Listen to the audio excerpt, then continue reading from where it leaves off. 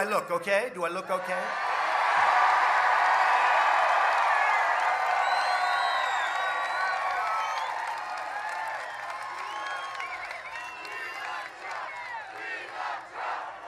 Thank you. Thank you.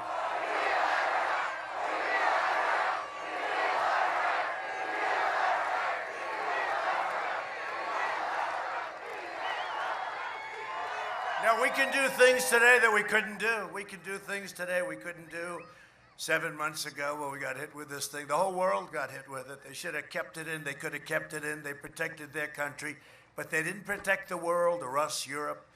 And we will never forget. We will never forget.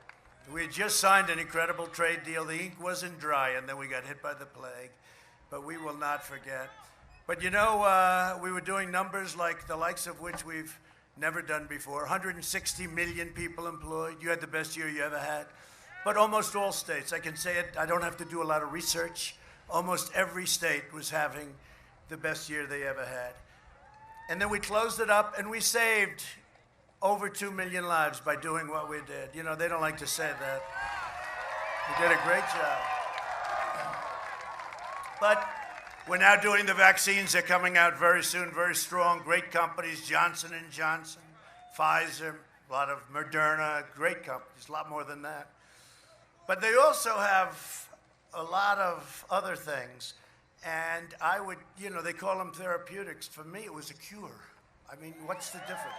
I said, give me a definition. Because I wasn't feeling exactly, I wasn't like, oh, gee, I feel great. Okay? I hate to admit I didn't feel, you know, I haven't been somebody that's had a lot of problems with that stuff. So I hate to admit it, but you know what? I was not feeling great. Does that make sense to you? I wasn't exactly feeling the best. But the great thing is when you're president, you have so many doctors. I was saying to a group this morning, I said, I had 12 doctors around the bed, and everyone was grabbing a different part of my body. I did not like it. And they're all super geniuses. But I was not feeling good, and then they gave me this Regeneron, which is an antibody, and great company, great company, tremendous success with cures, vaccines, other things. And they actually came up with the Ebola drug, which saved so many lives. They came up with a lot of good stuff, and the other ones too, but this was one I liked because it just seemed to have a very good record, but it was brand new, hadn't been tested, hadn't been approved or anything. By the way, we're approving it for everybody that needs it, free of charge, because it wasn't your fault, okay? And Eli Lilly makes a drug based on the same concept. Eli Lilly, great company from Indiana, great state. Great state because I won it by a lot. You know, every state that I win by a lot or win by a little, we're happy with. And by the way, we're leading, you know, in the state of Nevada. You better get out of it. We're leading. Why wouldn't we be? But anyway, I took this drug. I wasn't feeling good. It's a transfusion, as they say. Like 1 hour. And the next day, I felt like Superman. I got up, I said, what the hell is going on? Whoa. I felt like Superman. I said, come on, bring him on, whoever it is. No, I felt good, and I could have left. I wanted to leave the hospital then. They said, sir, could we have a couple of more days, please? But these doctors are great. I love you, too. I love you, too. Thank you. Thank you, honey. Appreciate it. Thank you. But these doctors are great, and we can do things today. 7 months ago was unheard of, really. The whole antibody thing was you know, what they've done is incredible.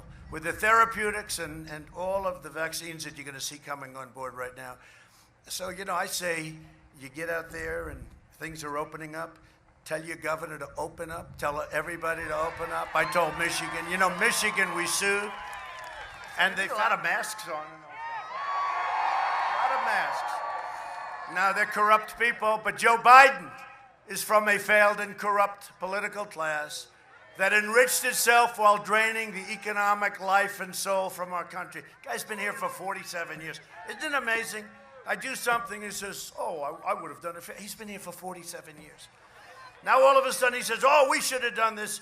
When I closed and put a ban on China coming and heavily infected, I saved thousands, probably hundreds of thousands of lives.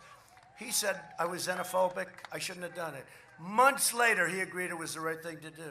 Now he goes out, I should have done it sooner. And yet he didn't want me to do it months later. These people, I don't know how they get away with it. You know why? Because those people are more corrupt than anybody. They don't even ask them. They don't even ask them. For the last 47 years, they shipped away your jobs, shut down your factories, let drugs pour into our country and all over our great communities, and they ravaged our cities while sacrificing American blood and treasure in endless, ridiculous foreign wars in countries that you never even heard of. By the way, they're all coming back. They've been coming back. People don't like to hear it. People don't like to report it. They're coming back rapidly. He's a servant of the wealthy donors, globalists, and special interests who got rich bleeding America dry and putting America last. As your president, I could have been the greatest fundraiser of all time.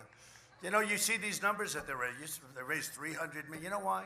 When they raise money, that's a deal. They're making deals. I would be the single greatest fundraiser in history. I'll call up the head of Goldman Sachs. I'll call up the head of all these Wall Street guys. Most of them I know or know enough about. I know them all. I know them. I know too much. And I could call up, listen, do me a favor. Would you give 10 million to my campaign? Yes, Mr. President. Would you give 20 million to, yes. But you know, when you do that, you don't have to say anything. When they call you in 3 months and they say, we need help with this or that, it's, you know, very hard. Like sort of almost morally.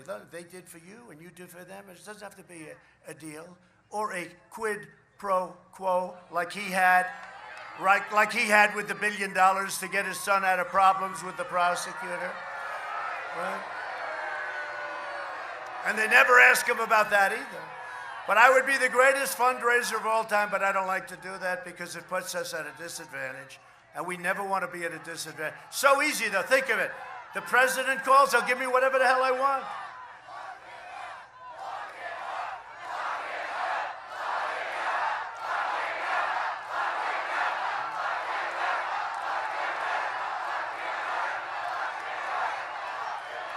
In 2016, you voted to fire this corrupted and decrepit political establishment, and you elected an outsider as president who is finally putting America first.